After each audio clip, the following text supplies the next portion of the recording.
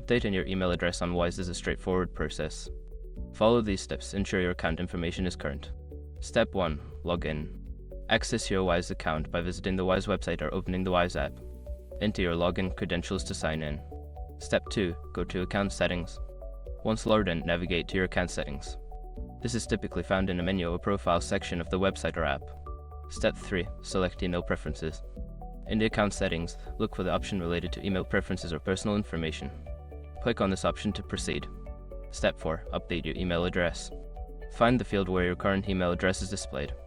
Enter your new email address in the designated space and ensure it is typed correctly.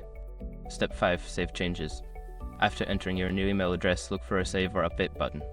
Click it to confirm the changes. You may receive a verification email at your new address to complete the update. Once you have completed these steps, your email address on Wise will be updated. Make sure to check your new email for any confirmation messages.